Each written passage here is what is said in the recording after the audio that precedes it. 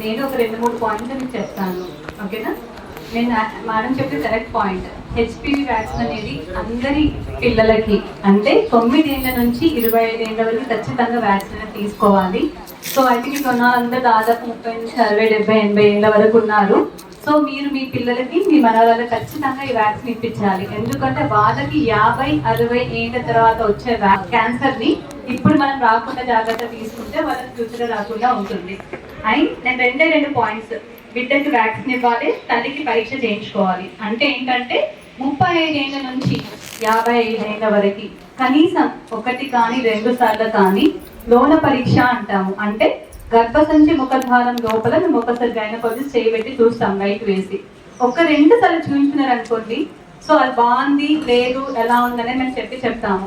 So తెలుపు అనేది చాలా మందికి అవుతూనే ఉంటుంది. అన్ని తెలుపు క్యాన్సర్ కాదు. చాలా మంది భయపడతారు, మన దగ్గరకు వచ్చి మేడం వైట్ అవుతుంది, భయం అవుతుంది, క్యాన్సర్ ఉందేమో అని చెప్పి డైరెక్ట్ బ్రదర్స్ తీసేసేయండి అని. అన్ని తెలుపులు క్యాన్సర్ కాదు. సో ఆ తెలుపు మంచిదా చెడ్డదా, ఇన్ఫెక్షనా లేదా క్యాన్సరా అనేది గైనకాలజిస్ట్ మేము చూసి నిర్ధారణ చేస్తాము. సో మీకు ఏమన్నా కొంచెం వైట్ కన్నా ఎక్కువ అవుతుంది రెగ్యులర్ కన్నా అంటే ఖచ్చితంగా మీరు అందరూ ఈ గ్రామంలో ఇప్పుడున్న స్త్రీలందరూ 35 years అబోవ్ వాళ్ళందరూ ఖచ్చితంగా లోన పరీక్ష, ప్యాప్ స్మియర్ అంటాము, గాజు పరీక్ష, లోపల పరీక్ష, ప్యాప్ స్మియర్ అంటాము. అందరూ ఖచ్చితంగా కనీసం ఒక్కసారి చేయించుకోండి. ఆ ఒక్కసారి తర్వాత దాని రిపోర్ట్ బట్టి మనం ఎప్పుడు చేయించుకోవాలని చెప్తాము. ఎప్పుడైనా సర్పంచ్ మేడం కూడా చెప్పాను ఆ పాయింట్. 2వ పాయింట్, ఆడవాళ్ళకి ఇంపార్టెంట్ ఆభరణం ఏమన్నా చెప్పగలుగుతారు ఎవరైనా?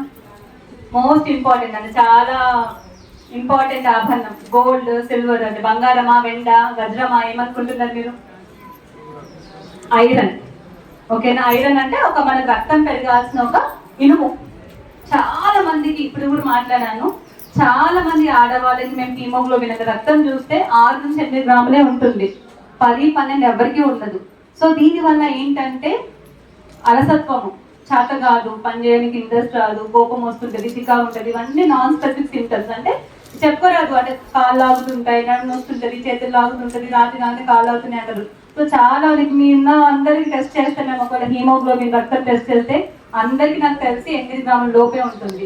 సో అదొకటి కూడా టెస్ట్ ఖచ్చితంగా మీరు చేయించుకోవాలని అనుకుంటున్నాను. గాజు పరీక్ష అందరు 35 years అబోవ్ వాళ్ళు, అండ్ హీమోగ్లోబిన్ పరీక్ష.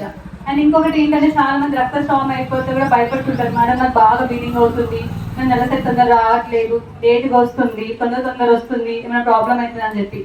అన్ని గైనిక్ ప్రాబ్లమ్స్ అంటే రక్తస్రావం ప్రాబ్లమ్స్కి గర్భసంచి ఆపరేషన్ అవసరం లేదు. మీరు మీ కన్సల్టెంట్ గైనకాలజిస్ట్ని కలిసి దాని తగిన మందులు వాడుకుంటే గర్భసంచి తీసుకోకుండా కాపాడుకుంటే చాలా మంచిది. చాలా మంది 30-35 years వాళ్ళే వచ్చి మేడం గర్భసంచి వాపు ఉందట ఆపరేషన్ చేయండి, గర్భసంచి గడ్డలు ఉన్నాయట ఆపరేషన్ చేయండి.